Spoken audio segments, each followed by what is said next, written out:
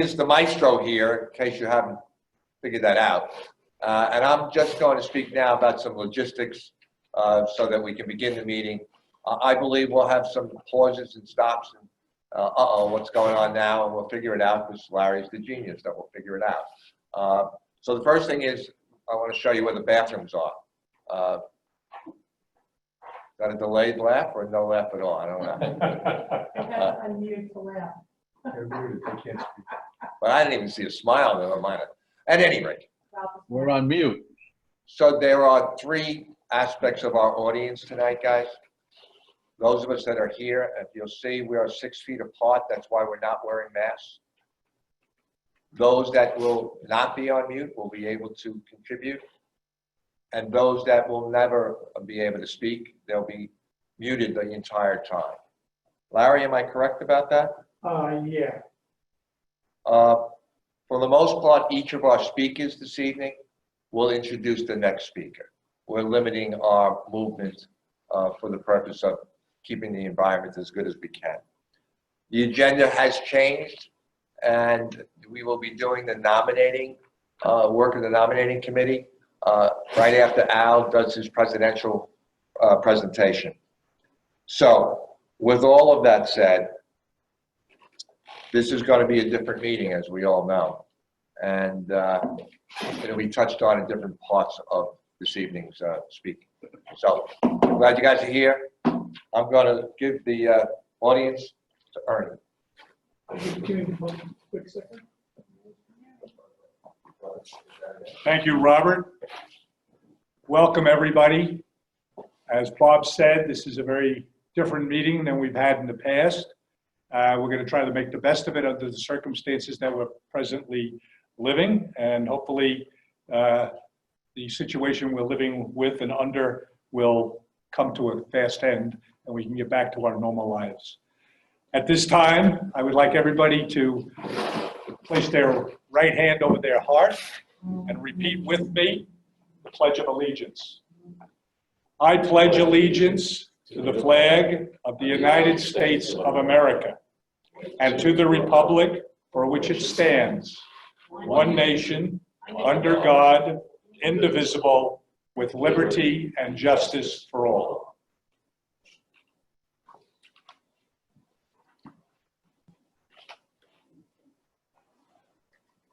Is Mary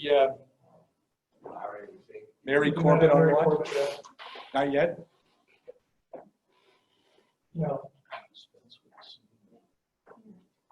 Well, maybe we should all just sing it together. Or defer to them later in the program. Or that probably. Yeah. Why don't we do that? Why don't we wait? What's going on right now is that Mary Corbett is supposed to be here. And she was at our practice last Wednesday, but she hasn't come on. So unless you want to hear Ernie sing. Which you don't. Mary was going to sing God Bless America, and I think we'll just hold it until later in the program. So at this point then, I would like to introduce Al Jurancic, the president of Cerebral Palsy Nassau. Al? Thank you very much, Ernie.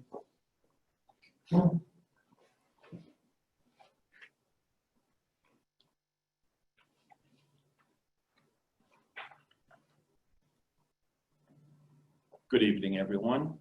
My name is, once again, Al Jurancic. I'm the current president of the CPN board. As in the past several years, as I've said, I'm once again very pleased and indeed very honored to welcome to this meeting our clients and their families, our patrons, teachers, administrators, volunteers, and other friends of both long-standing and new duration of this agency to this, the 72nd, I believe, annual association meeting of the Cerebral Palsy Association in Nassau County, Inc. Unlike past meetings, this evening, my comments will be brief. There will be no quotations from history or even a discussion of the agency's results for the year ended December 31st, 2019, although we have a lot to celebrate. On that score and others during the course of this meeting this evening, we'll speak to those items. In short, the world we knew just 6 months ago has changed. Just like the form of this meeting we must adapt together with everyone else in order to be able to move forward in a positive direction. In the past several months, even comfortably familiar jargon has changed. On a daily basis, we now use terms like voluntary quarantine, flatten the curve, and social distancing. 6 months ago, the term pandemic was just a word that was used to describe the historical events of something like that of 1918-19, commonly referred to as the Spanish flu. This scourge infected about a third of the Earth's population and claimed the lives of at least 17 million individuals worldwide, including about 675,000 here in the United States alone. To be sure, there were other pandemics along the way on the road to COVID-19, such as AIDS, SIDS, H1N1. But COVID-19 was and is a particularly virulent form of virus. And it hit us swiftly, without much warning, and at our home. Despite the truly heroic 7 by 24-hour daily efforts of our primary care, administrative, and support staff, along with the understanding and support of their families, and the understanding and support of our client families, the agency suffered losses of long familiar faces from both client and staff. In addition to the Bayville facility, 9 of our homes were quarantined during this event, which included both clients and staff. We've read of the accounts of losses of other care facilities in New York State, but if not for the extraordinary level of care and dedication of our staff, CPN's experience would surely have been much worse than we actually were affected by. Even a loss of one client, one person, would have been tragic. But the COVID-19 virus took its toll on the most vulnerable in our community. As of this date, we suffered a loss, and as of this date was when I wrote this, 13 individuals that included our facility at Bayville, where I believe we suffered a loss of 5, and in particular 3 clients in our small homes. Obviously, the remainder were those scattered throughout the program outside of those facilities. Throughout it all, the agency has to not only secure these facilities, but to comfort clients and families, all while trying to secure supplies, exhausted in the fight, and maintain an uber sanitary environment, as if you could, in order to protect all within. But supplies were only the tip of the iceberg. Funding dried up as New York State and served school districts curtailed funding of active programs and services that we continue to provide. That is where the administrative and support staff entered the fray in force, quickly securing much needed federal funding through the economic security provisions under the CARES Act, and chasing down new donations, new donors, and in order to support the COVID-19 related consumption of dwindling and scarce supplies and cash reserves. Even recent exposure of the agency to the newspapers and television by our esteemed executive director, Bob McGuire, secured the agency vital domestic and even some international support and valuable new introductions for resources in the future. It's almost certain that the fight isn't over until a cure is found to control or at least lessen the impact of the virus. However, we have learned so much during the first round, and our experience should help us be prepared and prepare the agency for possible return in the future. In the meantime, if you are a member of the CPN's clients, of a CPN client's family, thank you for your support during these hours and understanding. Please do join me and reach out to personally thank your program staff contacts, the people that you deal with on a day-to-day basis here at CPN, for their extraordinary efforts, their commitment to superior care, and their unwavering personal support through this crisis was extremely important to the result we received.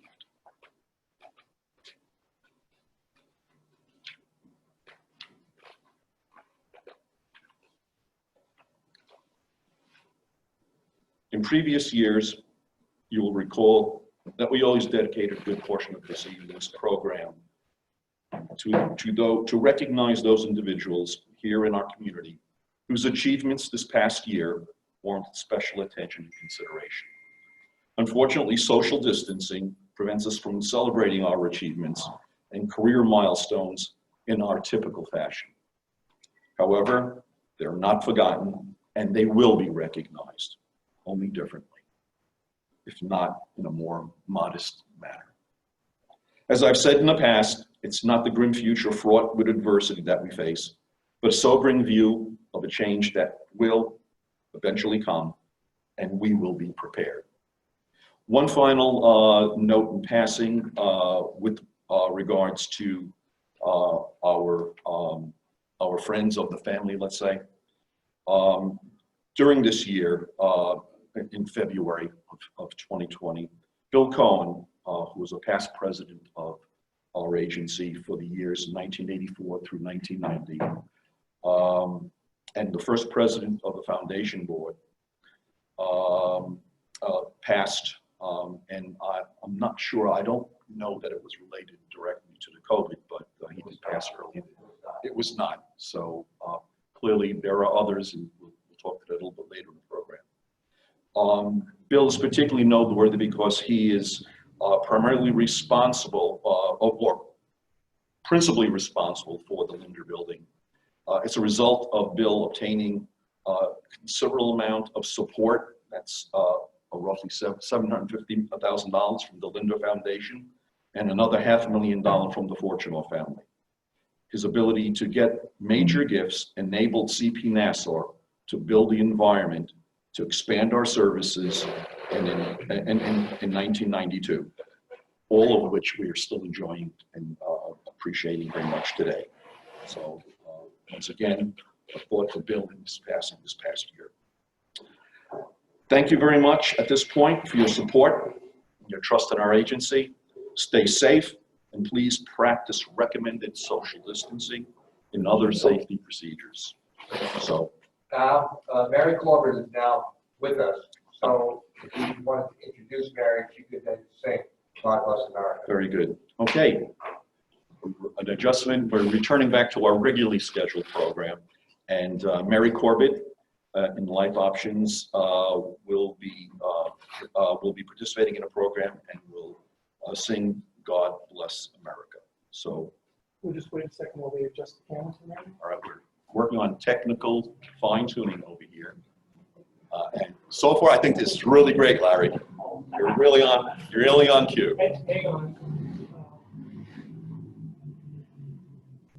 We have to Mary has to unmute. There we go, man.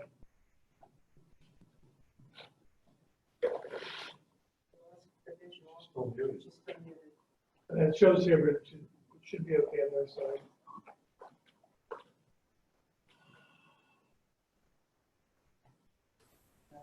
Okay. Mary. Yes, I'm here. Very good. We await. Yes. May I start? Yes, Mary, Please. say it. Okay.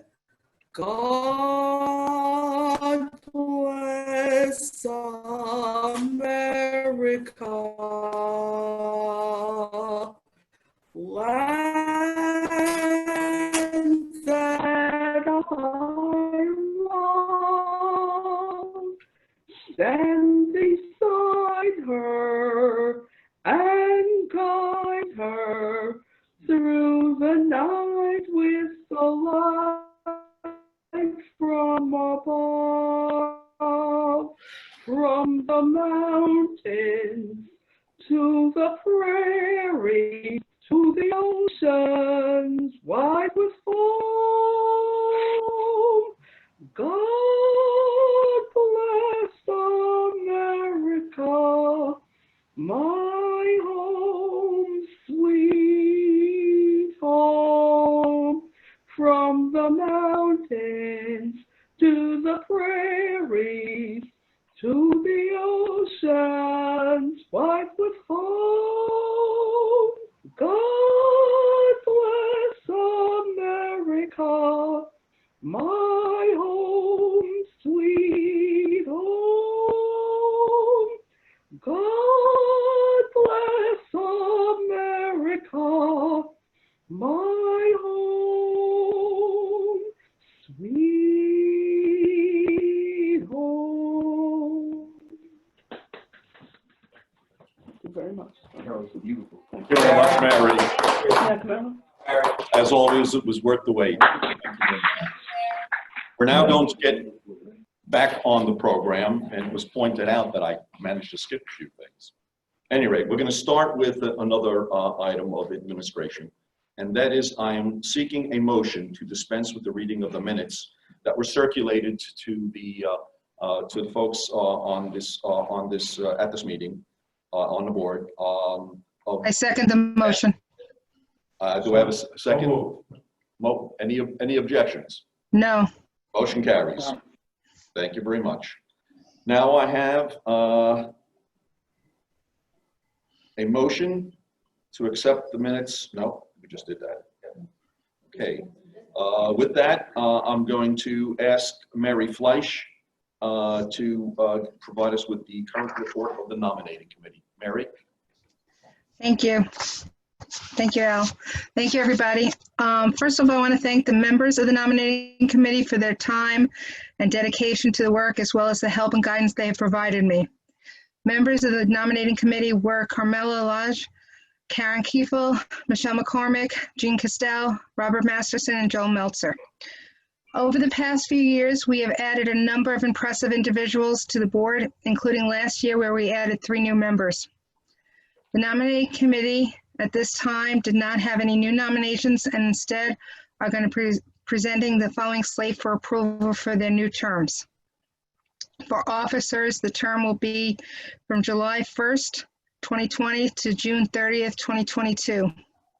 President Al Jaronzak, Executive Vice President Robert Masterson, Vice Presidents John Seary, Karen Kiefel, Joel Meltzer, Delia Paranos, and Kathy Wilson.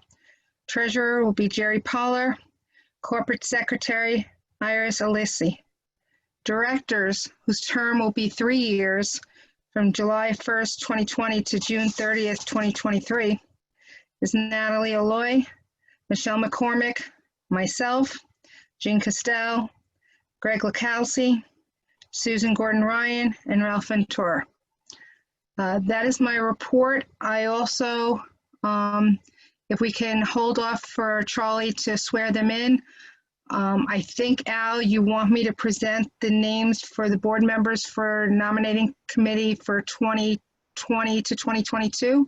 Or do we want to do the install first? It really doesn't. We do. Oh, I'm told we do the install first. Okay.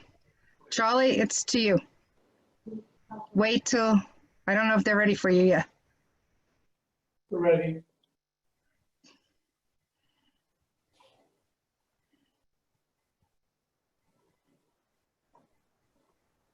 Don't hear anything. Charlie? Are you One on? second. Please raise your right hand and say your name. I, Mary. Mary. Albert? Catherine Wilson. Mary.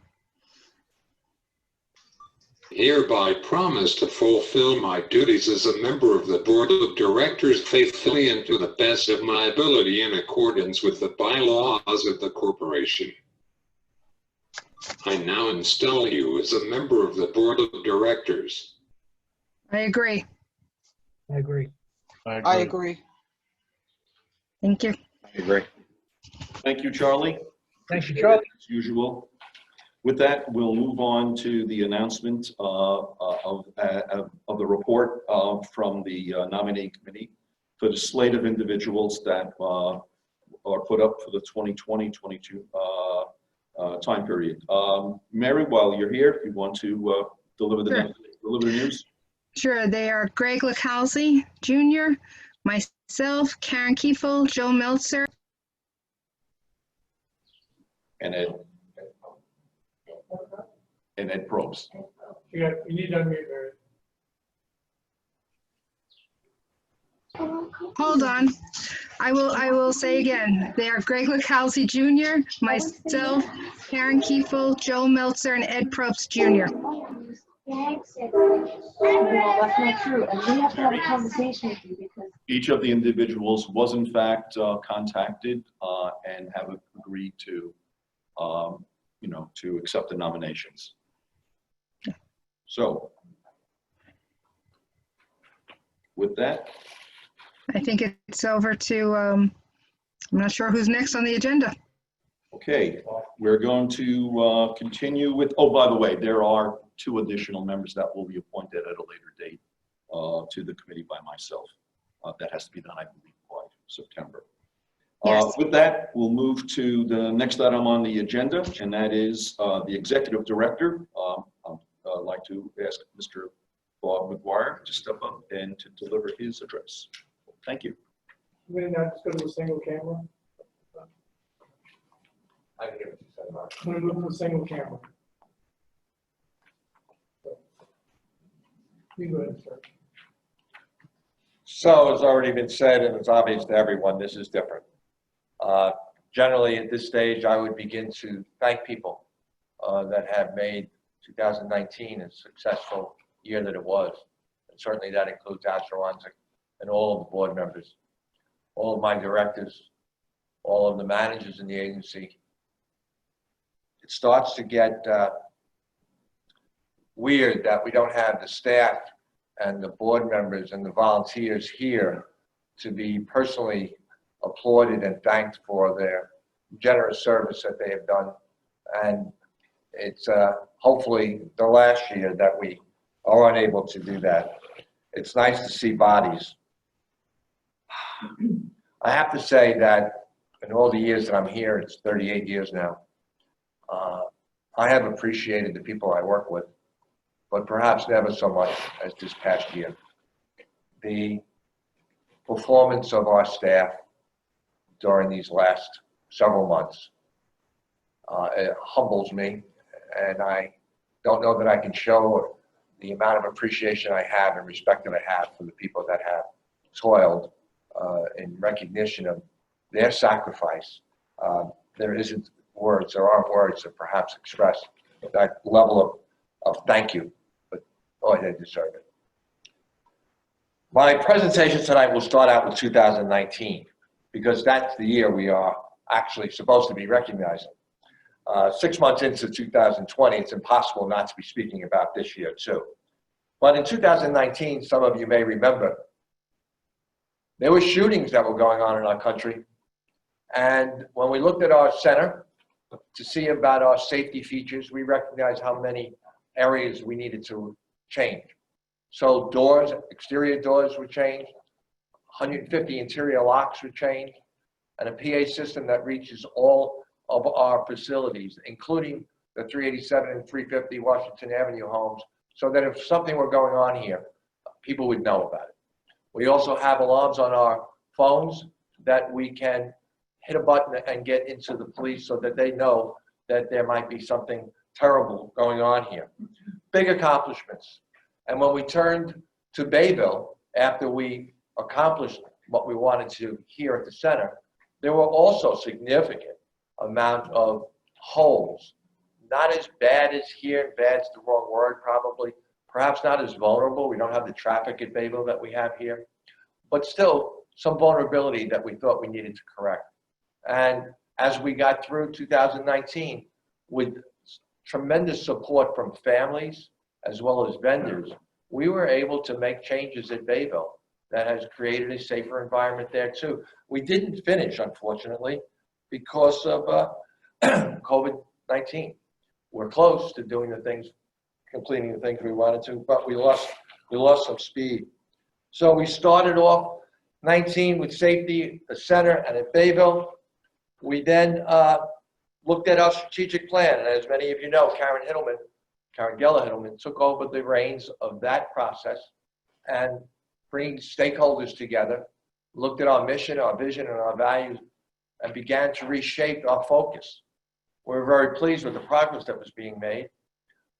committees had begun to do work that were identified through the process of the strategic efforts. And then again, COVID-19 has put us on pause.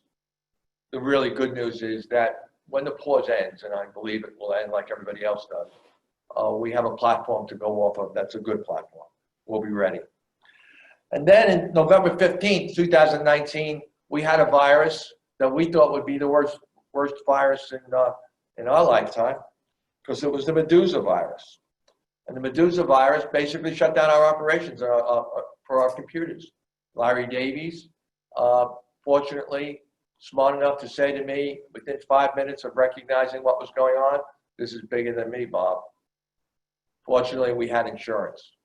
And the Irwin Siegel Insurance Company had players that evidently had been exposed to this before, and they descended upon the agency, and together with Larry, put us back in shape. In 30 days, we were significantly better, and in 60 and 90 days, that much more.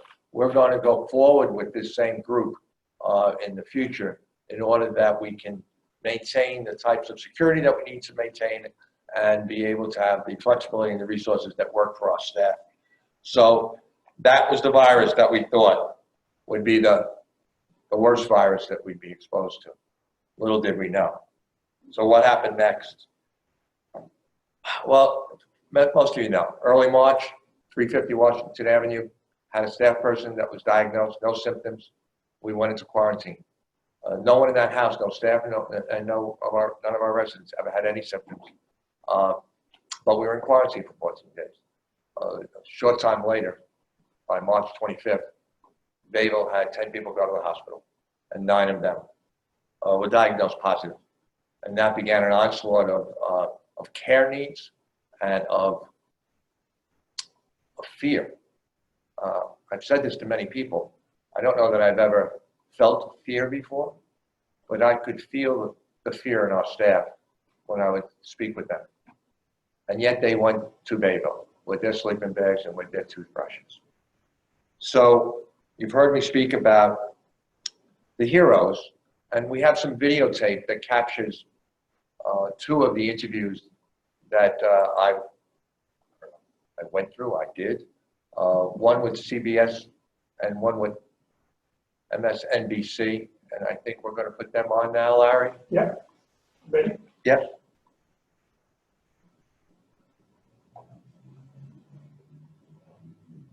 Group homes across the tri-state are waging a courageous battle against coronavirus.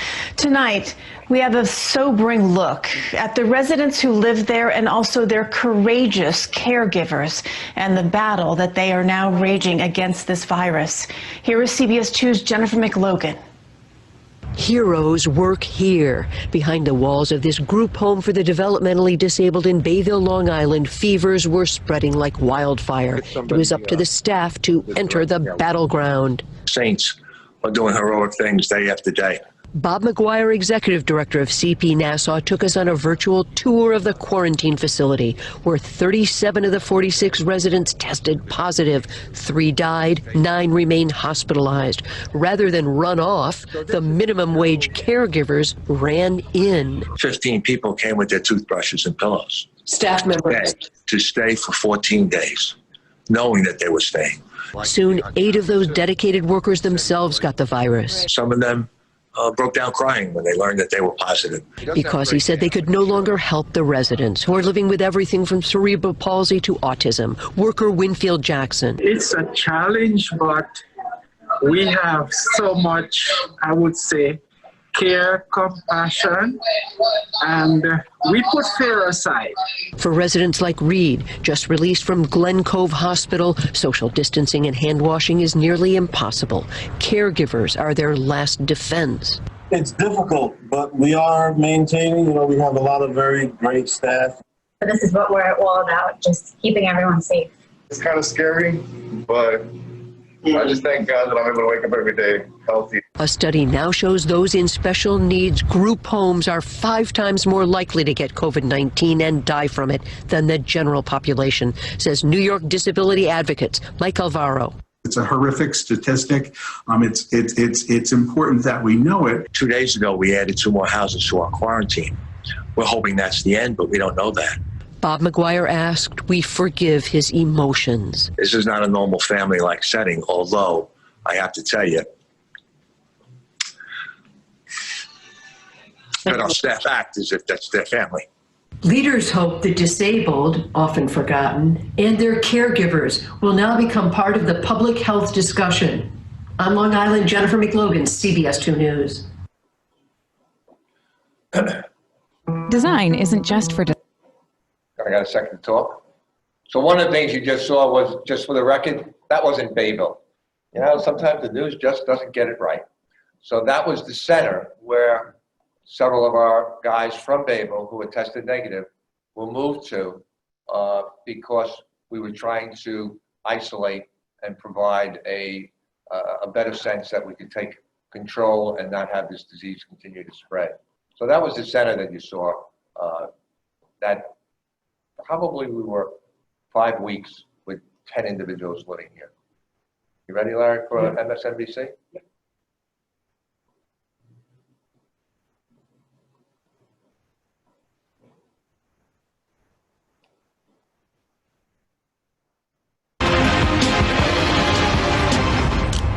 The coronavirus is taking a devastating toll on some of the most vulnerable people in our society. The New York Times points out that 1,100 of the 140,000 developmentally disabled people monitored by the state of New York have tested positive for the virus. 105 have died. That is a far higher rate than the general population. Joining us now to discuss, Robert McGuire. He's the executive director of the Cerebral Palsy Association of Nassau County. Help us understand what is going on in the disabled community. Well, one of the things that people misunderstand when they talk about social distancing is that when you're taking care of people who need so much hands-on care, that's impossible. I'll give you an example. Many of our people that we take care of need 2-person lifts. So 2 people needed to lift you, me on one side, another person on the other side. We're very close to each other. In addition to that, many of our guys don't know or can't cover their nose or cover their cough. And so therefore, the exposure is there. It's real. So what are you doing?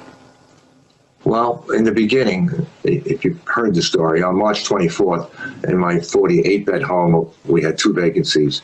10 people went to the hospital and 9 tested positive. That began an onslaught in which eventually 37 of the 46 residents tested positive. And the initial shock of those kind of numbers threw fear through my staff. You mentioned before that not everyone has angels on their shoulders. I would suggest that the people that work in our industry have angels on their shoulders. They have always done saintly things, and now they're doing heroic things. So initially, we didn't have enough PPEs. Many of my staff were wearing garbage bags to cover themselves. We now, fortunately, have been able to procure masks and gowns and gloves, and so our people are better protected. And by being better protected, then they too aren't spreading the virus. But in congregated care, it's not just a family of 5 where 5 people hunker down. In my 46 people living in Bayville, I have 120 staff that would be coming in and out on any given week. In my 8-bed homes, I have as many as 15 staff that would be coming in and out. So the potential for spreading the virus is just that much greater. And our guys, many of them, have comorbidity issues, so they are the vulnerable population, and we are forgotten. One of the messages we'd like to get out in our entire industry in New York State, we're the backbone of the healthcare system, and we're not included oftentimes in the Medicaid increases we have not gotten in 10 years. It's disgraceful. Many agencies talk about small businesses, as you were speaking about just shortly. And I think Brian was talking about agencies or companies that didn't position themselves well for this kind of circumstance. it's impossible to have prepared for this, number one. And number two, our industry, we're working at the threadbare circumstance because of not getting increases. So we're hopeful that Medicaid dollars that might come from the federal government go directly to our industry so that we can pay our staff the combat pay they deserve. Candidly, in my Babel facility, I doubled the salaries of the people working there. And I did that because they deserved it. They were earning it. And I'm hopeful and happy that Senator Schumer is speaking about getting hazard pay. But hazard pay needs to be given to us now. My first payroll in Babel was over 50% higher than my normal payroll. I need the money now, 6 months from now. Robert, I want to thank you. I want to thank you for all that you do. I want to thank your staff. Without a doubt, you are the better angels, and you're the ones leading the way.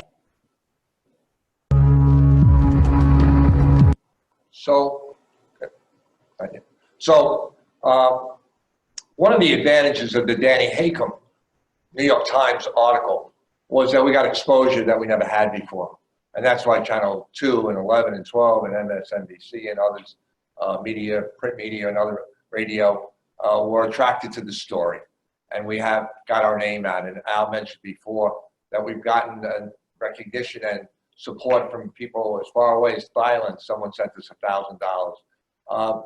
Danny Haycom, after interviewing me and then Arios, Eugene, he said to me prior to that, I should say, he had asked me how I slept at night.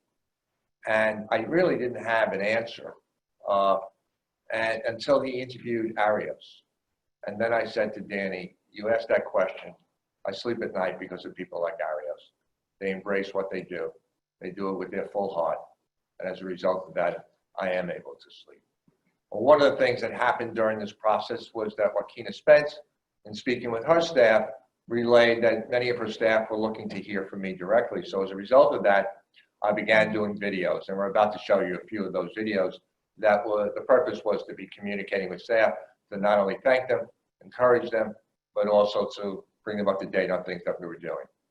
Larry?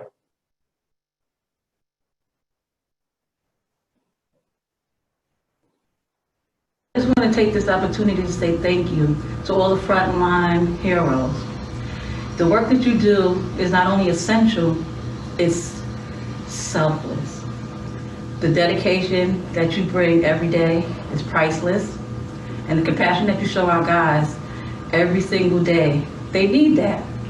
My hope is that your position will no longer be minimized by this world, and but my hope is also that your work, the work that you do, will no longer be overlooked. You are the true heroes in this, superheroes I call you, and I thank you because you do make a difference. And to our individuals, I want to say thank you because you too have put your trust in the agency and our process.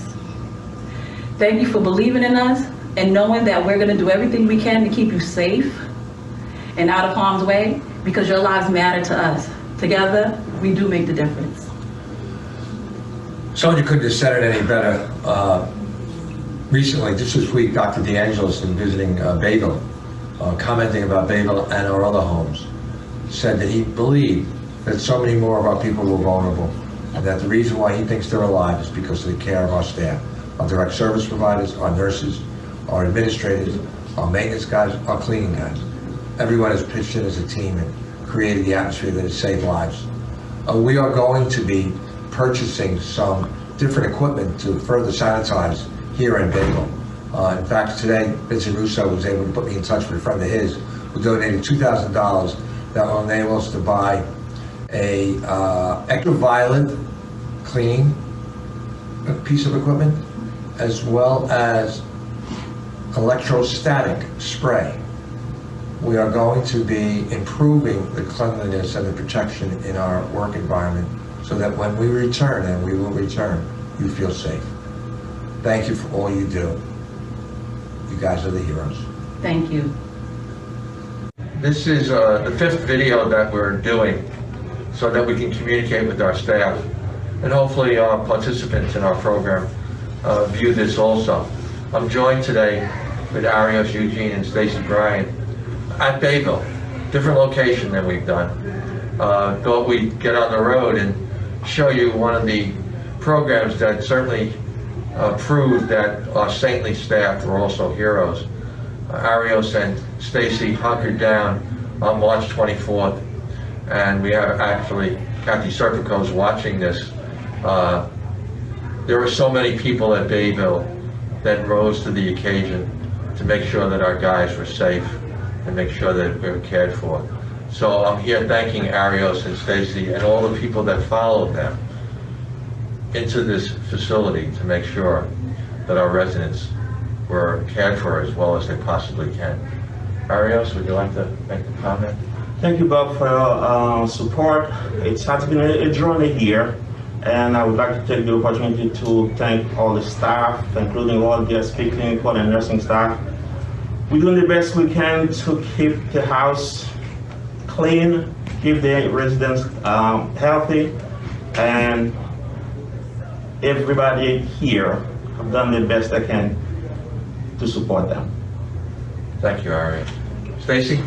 Hi, everyone. I also want to thank the DSP staff, clinical and nursing, and others that's behind the scenes that's making sure that we have the things that we need for staff. So I want to tell everybody, thank you.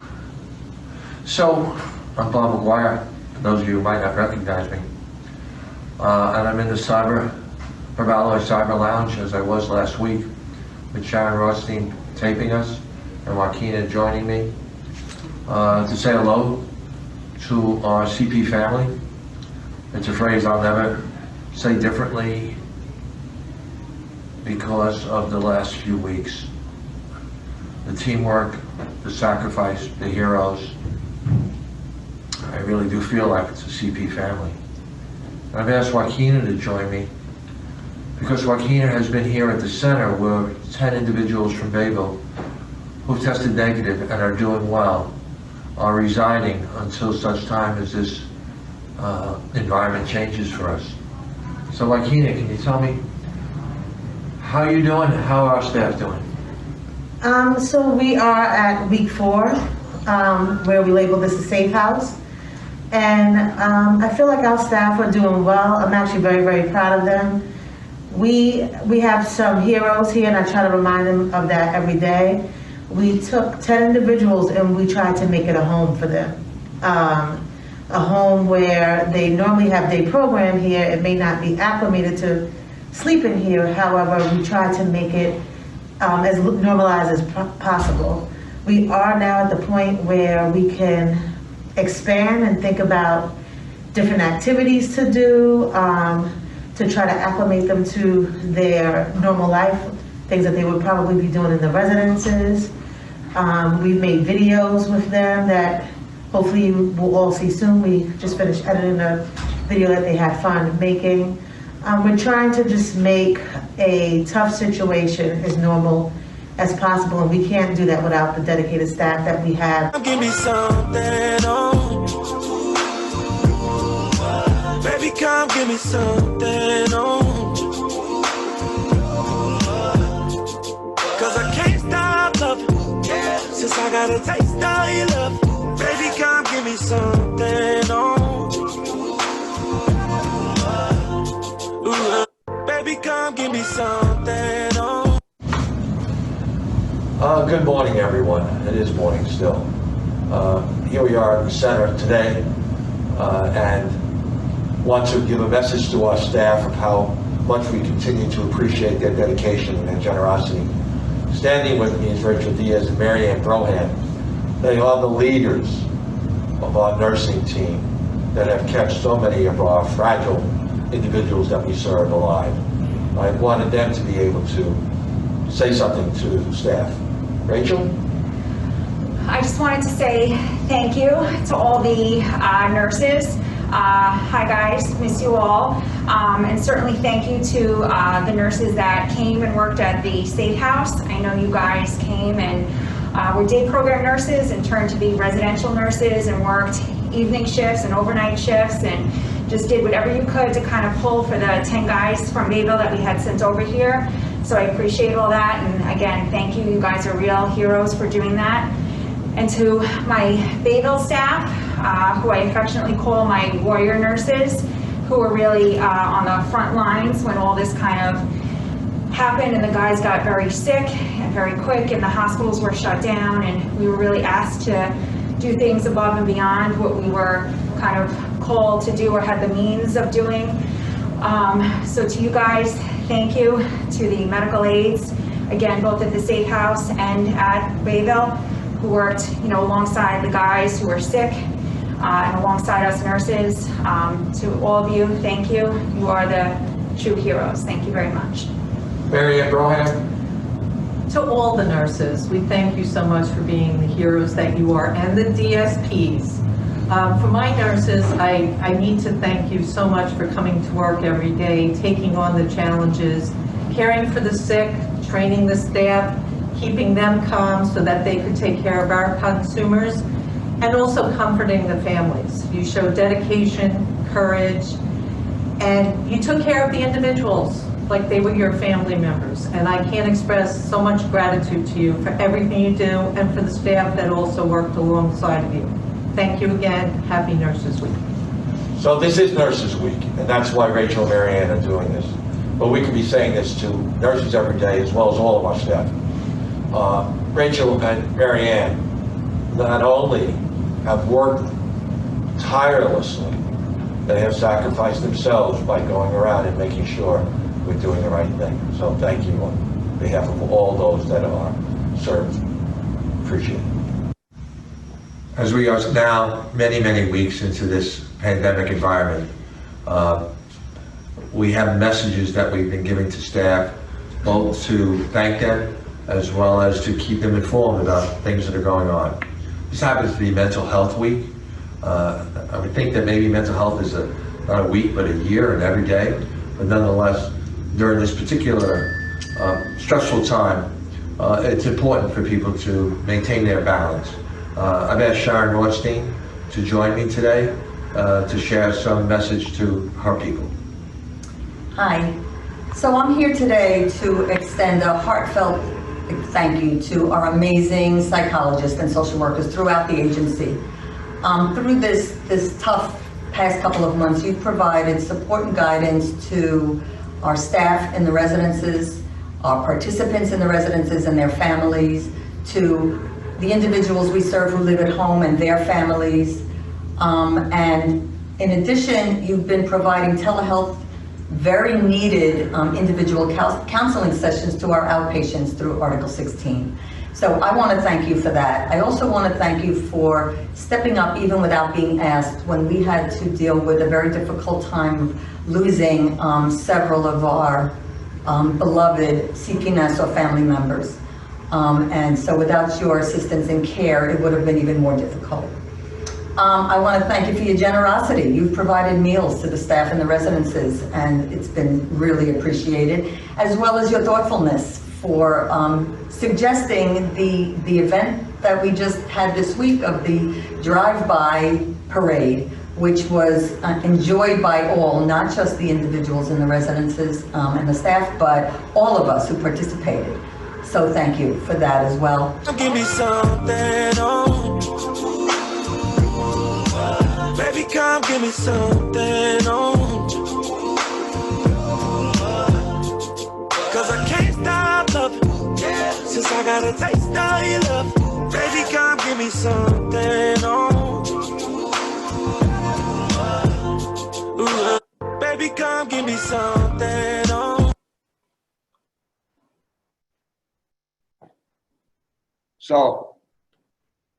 So heroes work here.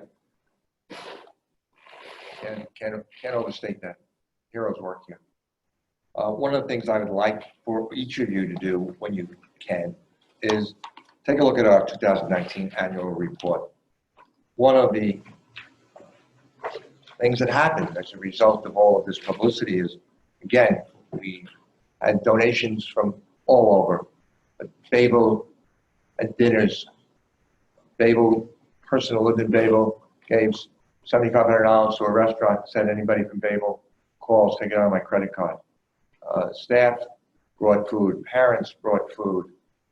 The outpouring of love and the recognition of what our staff were doing reached Thailand, reached Florida, reached California.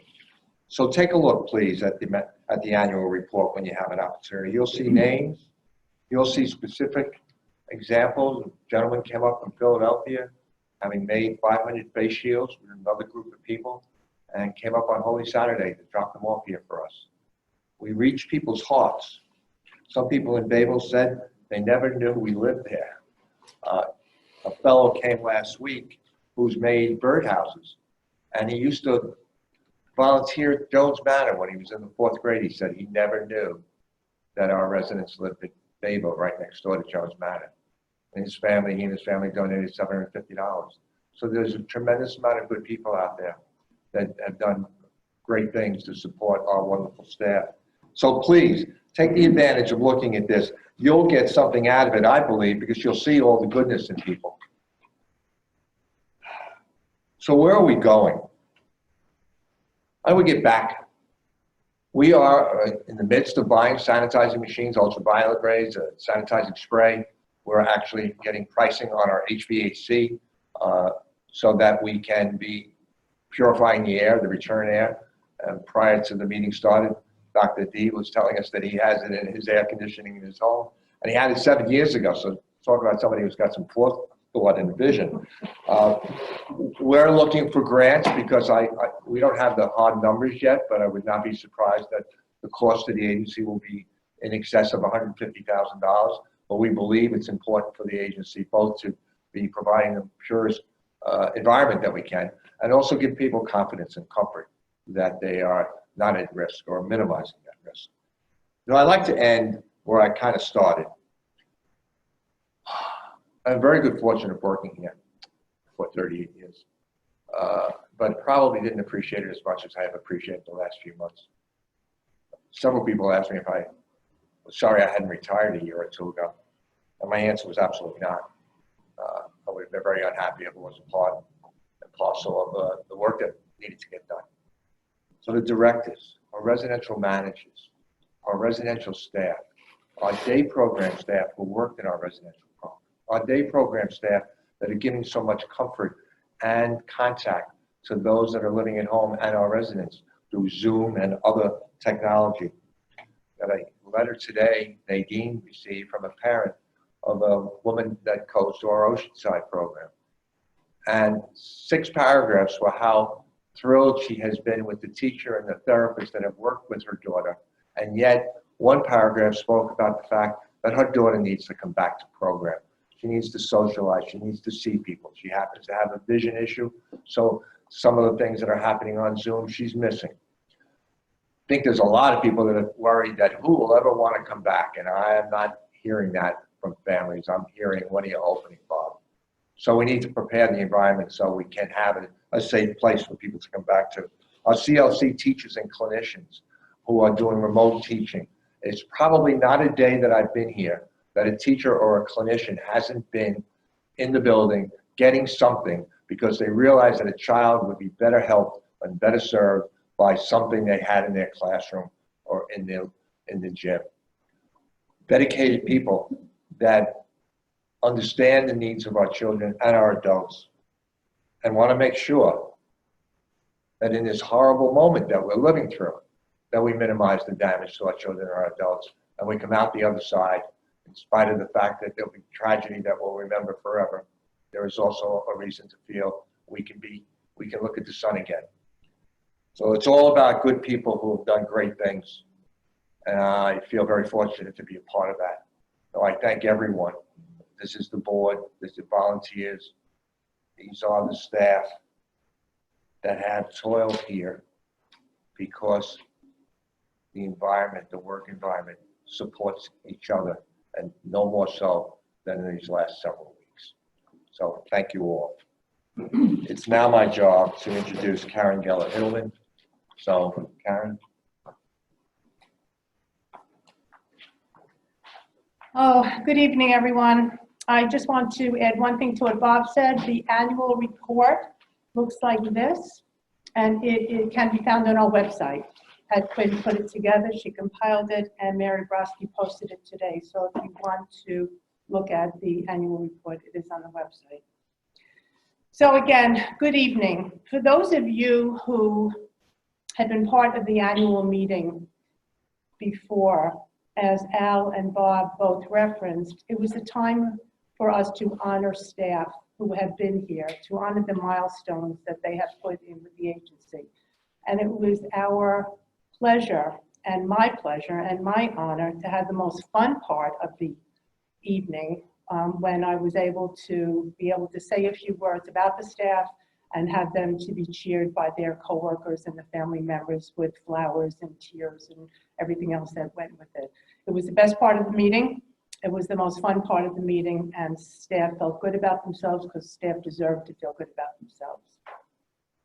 Unfortunately, the staff, as was mentioned, are not here today because of social distancing, but we are hoping that in the future we're going to be able to honor them. So tonight is going to be, feels like the antithesis of what I've done in the past, and there's going to be more talking about the individuals that we have lost.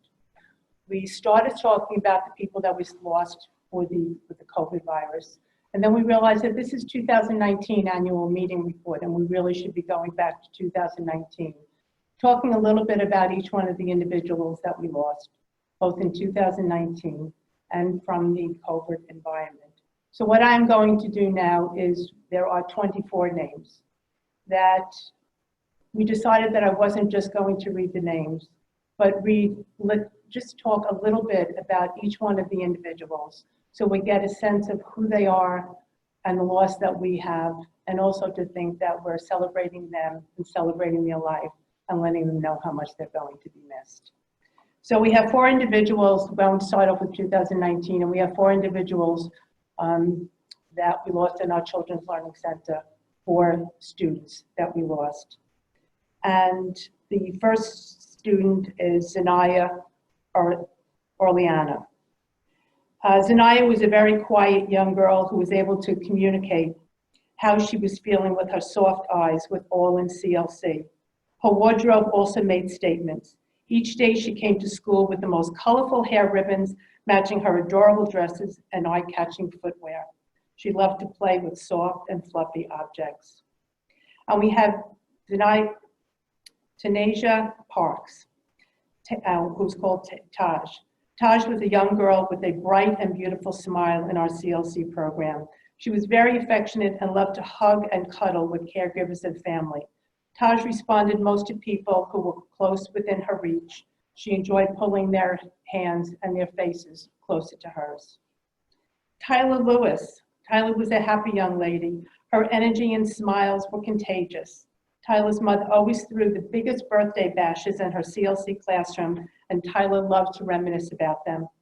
For the holidays, Tyler always had the sweetest smile on her face as she gave out her Christmas gifts to her friends. And lastly, in CLC, we have Nemo Moore. Nemo, as he was affectionately called, came off the bus each morning to begin his CLC day with the radio playing his favorite Motown songs. He loved to eat and enjoyed being outdoors. One of his favorite outings was CLC's annual surfing trip that was done in Long Beach every year. He was able to form the closest bonds with those around him without being able to vocalize a word. Moving on to some of our adults, Howard Cohen. Howie was one of the founding members of the Nassau Thunderbolts in 1988. He was the team captain for a few sessions, was an amazing competitor, and won many medals, both nationally and internationally. He was representing Team USA abroad in Argentina, Colombia, Dubai, and Poland. Howie lived in several CP Nassau residences. The last one was Richmond Road, and he was part of the Life Options program. Howie enjoyed talking about philosophy, where he earned his college degree. He enjoyed people and loved to shop, especially for shoes. Jeff Howard. Jeff was an original Bayville resident. He seemed to be shy and a quiet type, but when you got him started to talk, he just could go on and on and on. He had a great sense of humor and loved to tease the staff. He would often tell them to get out of the way and then flash his big, handsome smile. Although he loved going home to visit with his sister and her husband and family, His family reports that he would bug them to drive him back to Babel or the center after every visit because he didn't want to miss anything. Then we have Pamela Schofeld. Pammy, as she was affectionately called, always had a positive attitude. She was also a Babel original. When speaking to Pammy, you always had to smile because of her happy disposition. She loved magazines, Donny Osmond, and was dedicated to her boyfriend, Adam. Her brother, Robbie, however, was her #1 love. Even when dementia took her over at the very end and her memory failed, she would still light up when Robbie's name was mentioned or when he called. Ann Scales. For those of you who know these individuals, I'm sure there's a smile on your face. During the time Ann lived at Babel, she was always the life of the party because Annie loved to sing. She would always grab the microphone and sing her favorite songs at every event. Actually, she would do it even if it wasn't an event. She knew every song by heart, especially Neil Diamond's Sweet Caroline. If you did not know the words, Annie would teach you. Annie loved to accessorize, wearing necklaces, bracelets, and sunglasses that matched her outfits. But her favorite accessory was a rhinestone tiara. And why was that? Because it matched everything. Francis Hagen. Francis Hagen was a quiet and gentle soul. He was loved by his Richmond Road housemates and staff.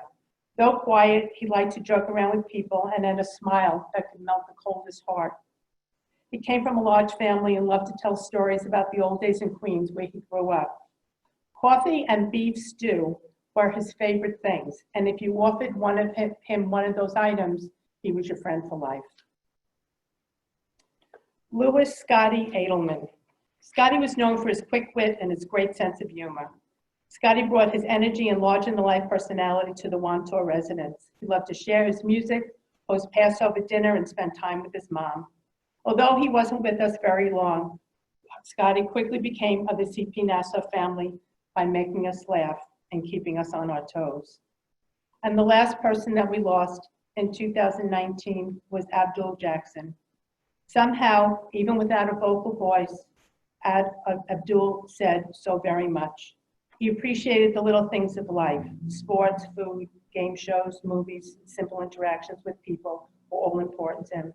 He was exceptionally gracious, he loved to laugh, and his smile told many stories, especially about his family.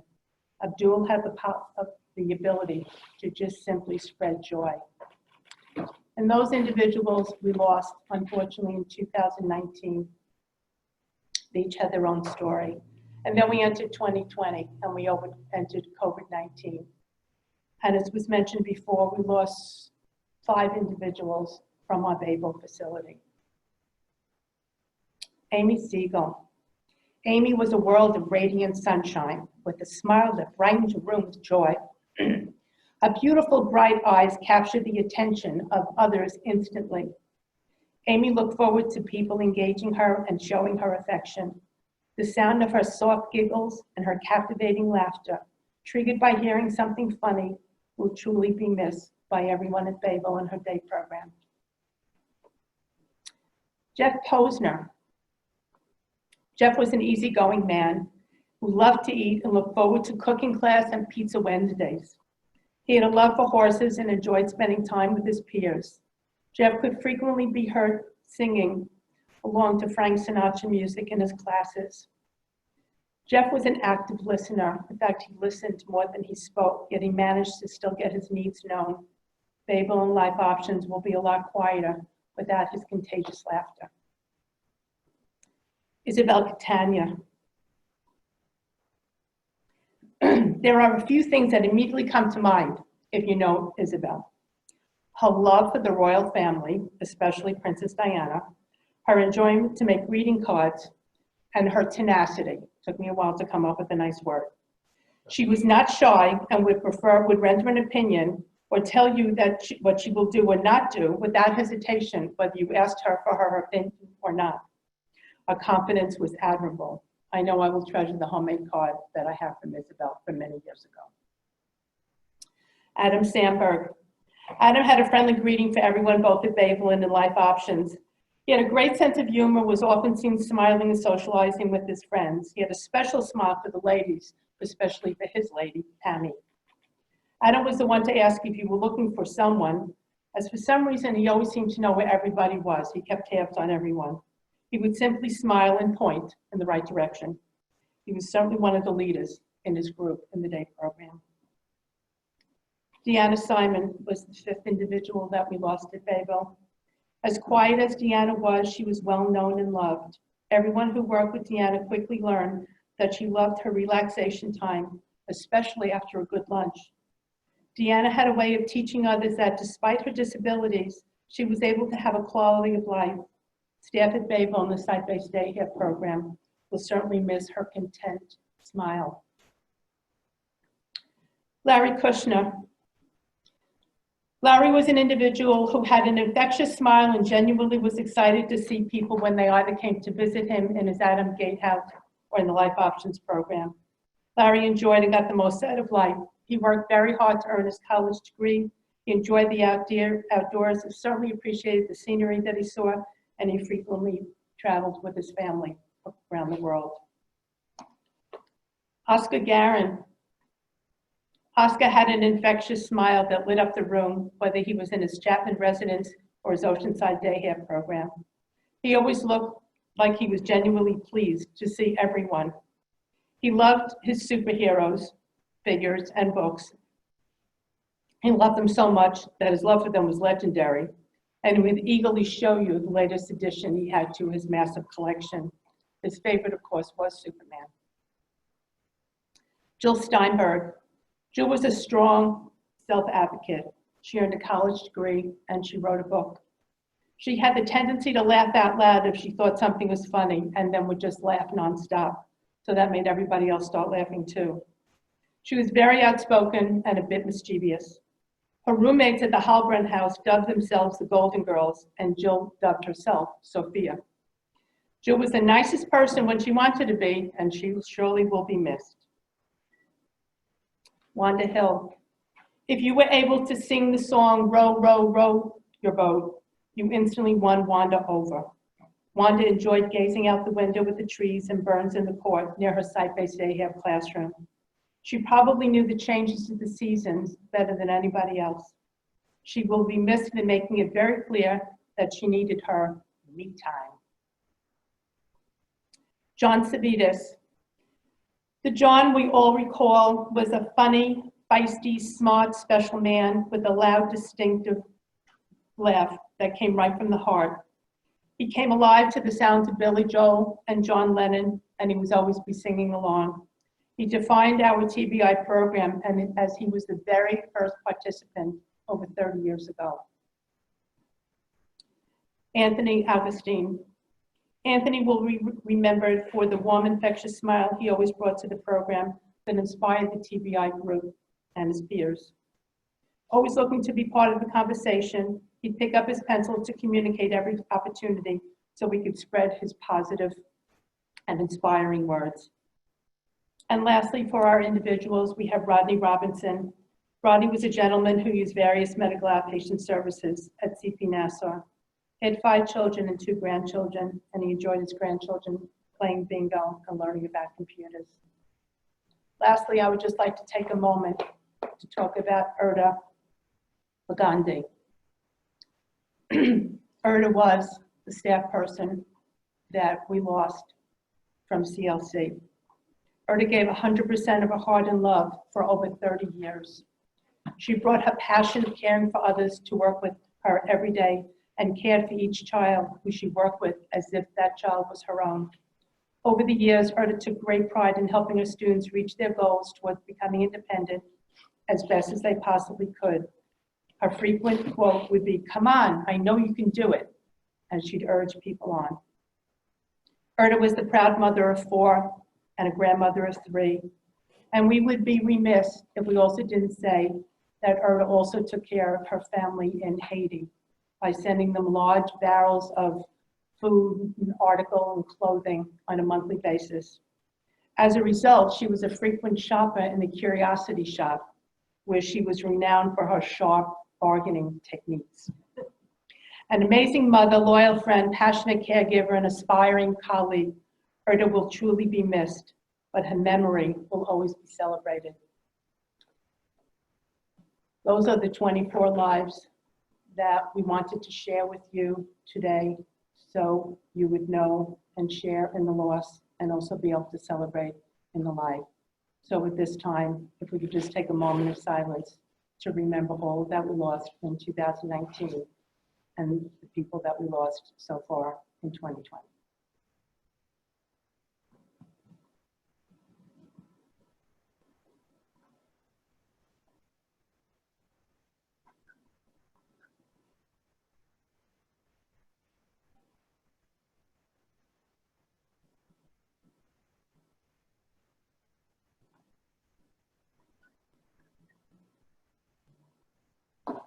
Thank you.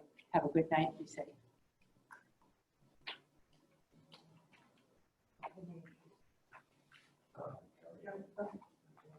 Hi, I'm back. Now I'd like to introduce Jerry Pollack, our treasurer.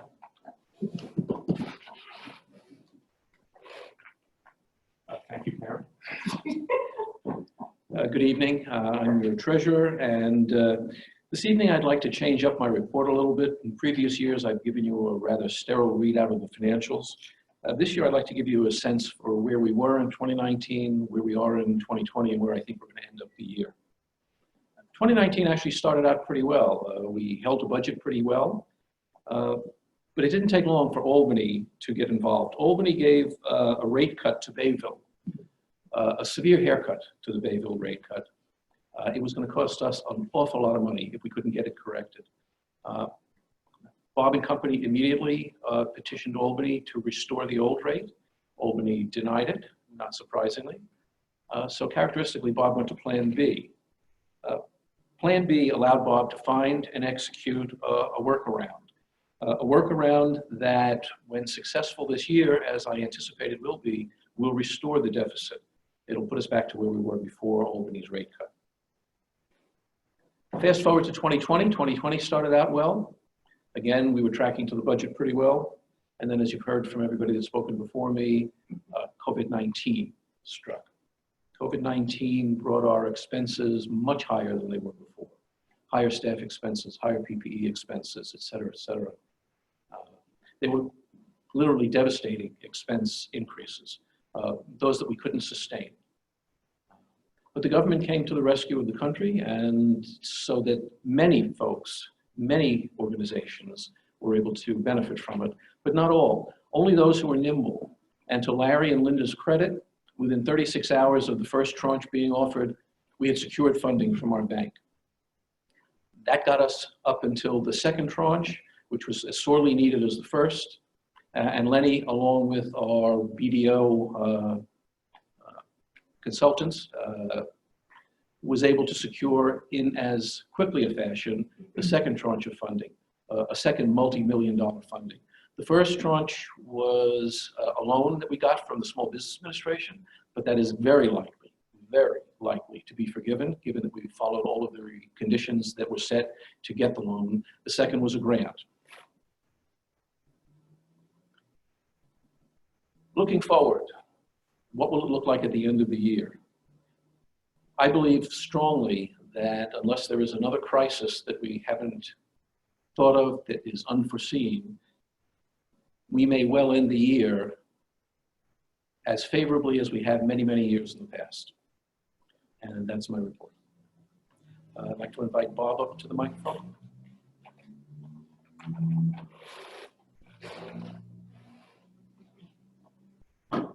So I certainly hope from Jerry's mouth to God's ears, that will be the outcome. With that said, I asked to introduce Dr. DeAngelis. Many of you don't know him, many of you do. I'll give you a short story. When Dr. DeAngelis chose to become our medical director, I had been at Bayville with Karen, and we were meeting with about 60 staff. And I left the office where I had been speaking with Dr. DeAngelis, and I came into the cafeteria. And I mentioned that I had been out of the room because I was speaking with Dr. DeAngelis, who had just agreed to become our medical director. And there was an immediate response of cheering from the staff, everybody. So they knew him better than I did. And they knew that what we were getting was something special. That special attention his advocacy, his fight, his knowledge, his humanness has all shown brightly during this crisis. He has been the leader that we needed to provide us information on how best to minimize this virus. Without Dr. DeAngelis, I think we would have been in much, much worse shape. So I'm very pleased to introduce our medical director at this annual meeting, Dr. DeAngelis.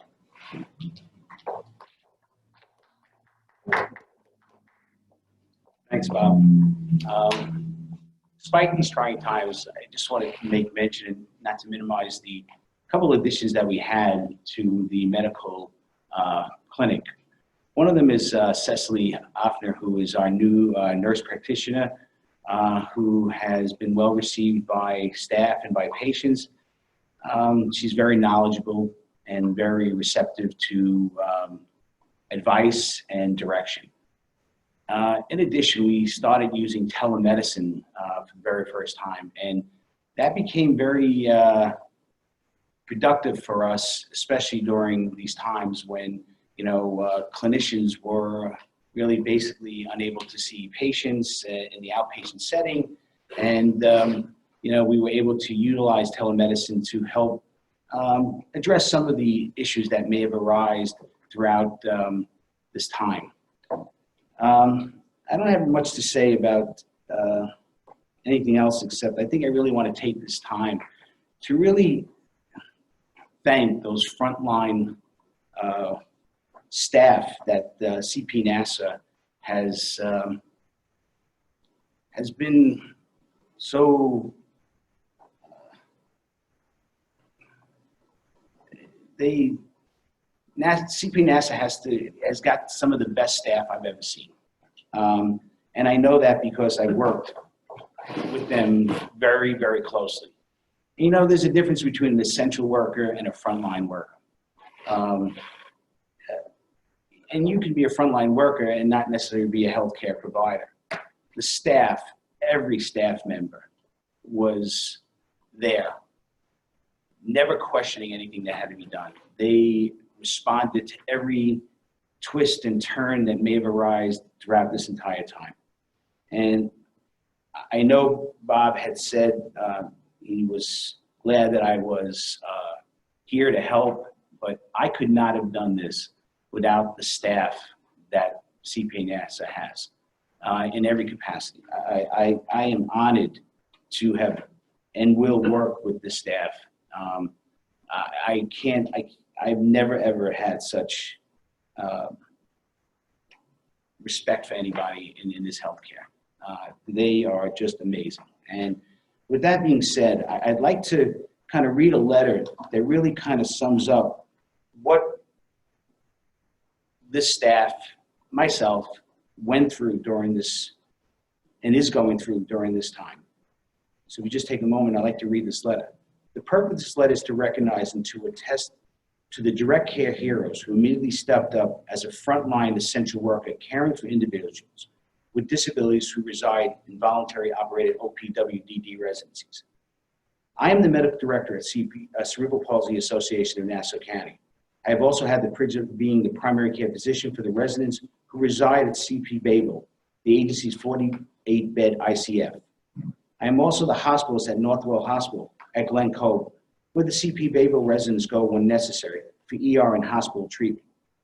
On March 18, 2020, I received my first call that began the start of the COVID-19 pandemic at CP NASA.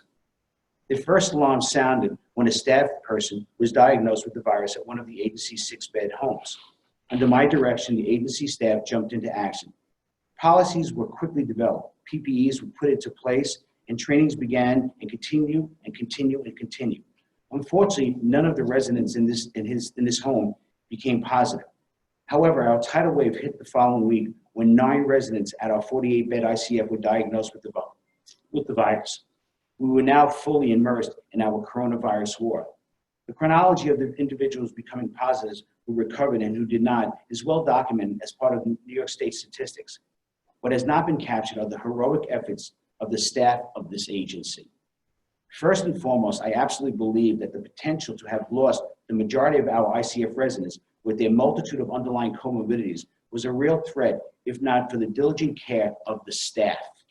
Staff are not only using N95s, KN95s, surgical masks, gowns, face shields, and gloves. They were trained to continue and be retrained on how to appropriately doff, and dispose of all PPEs. In addition, in the initial phase of this pandemic, when PPEs were in short supply, staff improvised with garbage bags instead of gowns and trained to clean the N95 mask because they needed to wear it for a week.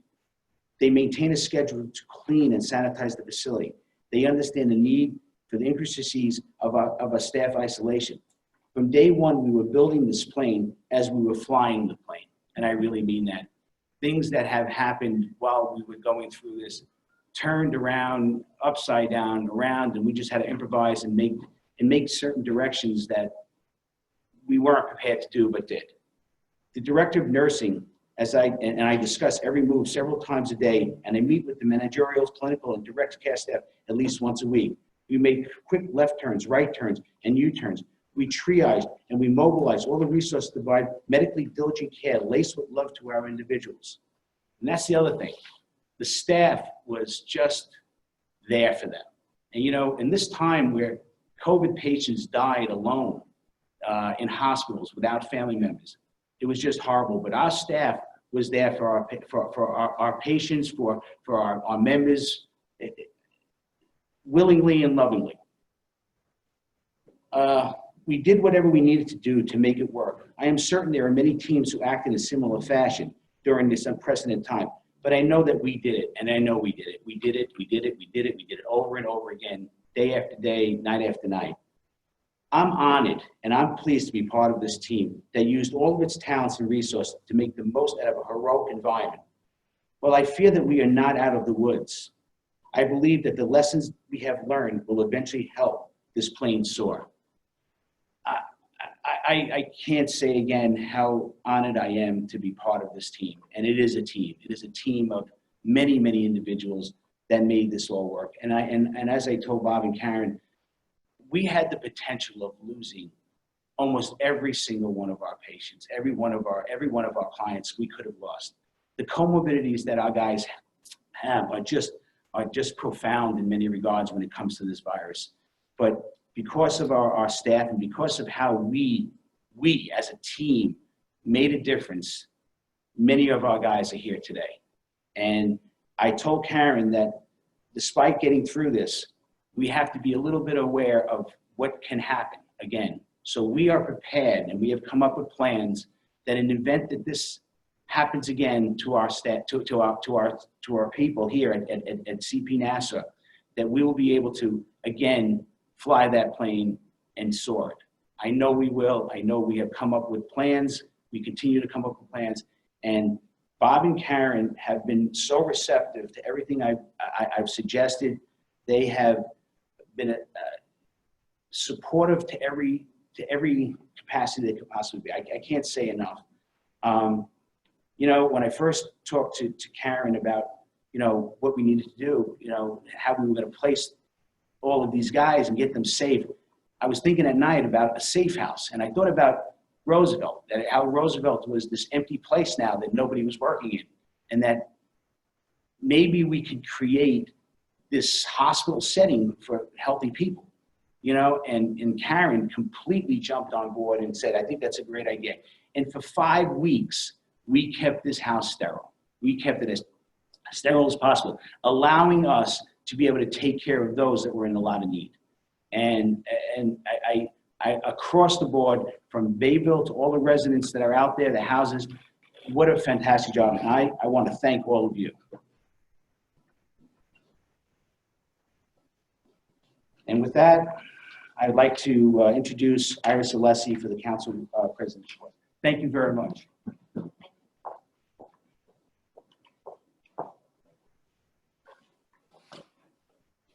I am Mary Lou Zizzo's substitute tonight. A little different. All right, for the year 2019, the auxiliaries turned in $80,000, which is a credit to the auxiliaries.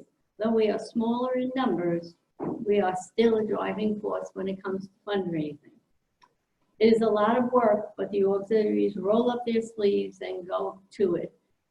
For 2019, the Miracle Auxiliary did a stay-at-home Mother's Day tea, September and November lotteries. North Valley Stream had a dinner fashion show, a paint party, a night at the races, and a Chinese auction.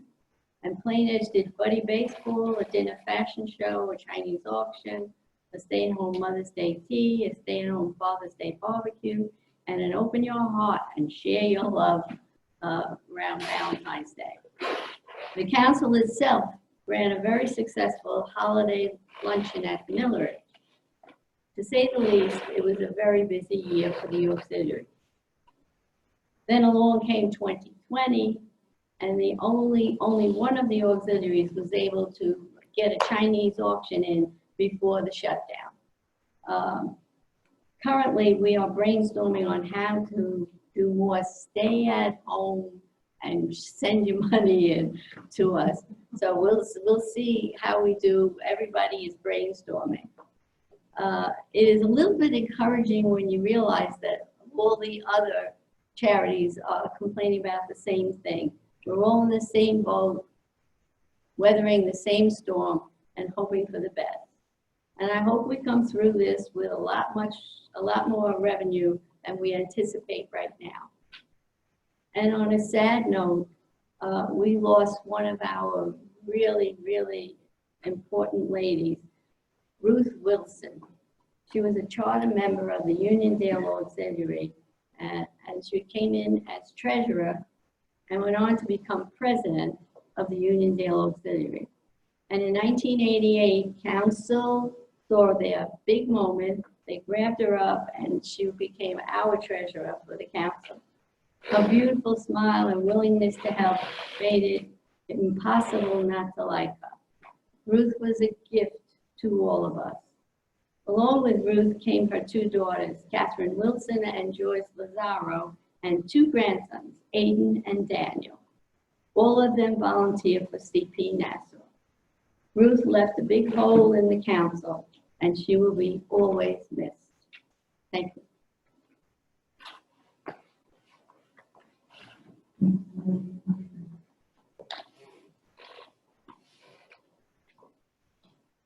Thank you, Iris. Well, coming towards the end of the program, so let's take it down one notch at a time. Old business. Is there anyone who would like to take the moment at this time to raise any matters for new business at the meeting? I see no indication. I hear no indication. So with that, we'll pass. New business. Same. Any matters that need to be brought to the attention of the board at this time? Once again, I hear no recommendations, so we'll move on. With that, I wish to call for a motion with regards to an adjournment. Do I have a motion? So moved. Do I have a second to the motion? Second. Thank you, Mary. Any opposed? All's in favor? Aye. Opposed? Aye. Please be safe, respect social distancing, wear those masks, play it safe, plenty of soap and water. We'll see you all next year. Thank you very much. Thank you. Good night. Good night. Good night.